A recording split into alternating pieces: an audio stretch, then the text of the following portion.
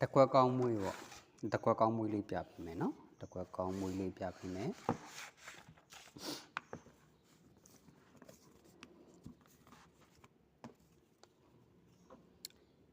ကို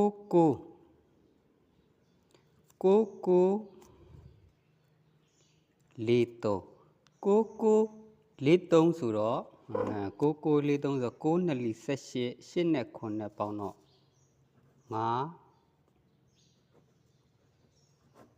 5 ပရိတ်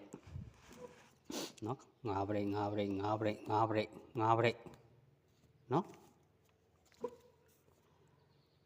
3 ညာတဲ့ဒီမှာက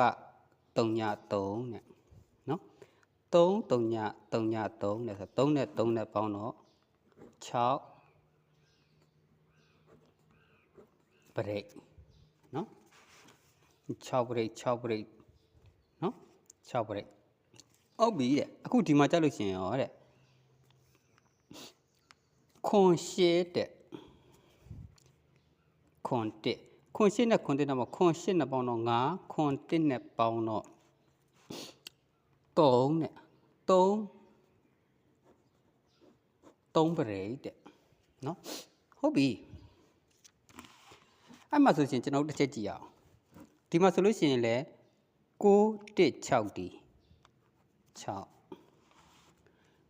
3ညာ2 4ဒီ6နော်ဒီမှာဆိုလို့ရှိရင်ရောတဲ့8 2 6ဒီ6တဲ့နော်ဟုတ်ပြီအဲ့မှာ6ဆိုတော့ကြတော့တဲ့အဲ့လိုမှမတ်တက်ကလေးတွေလည်းတူးနေတယ်တဲ့နောက်တစ်ခုရှိတာက9 6 4 ဒီ5 ပရိတ်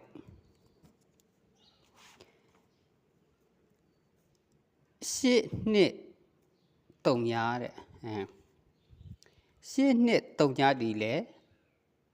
3ညာပရိတ်တဲ့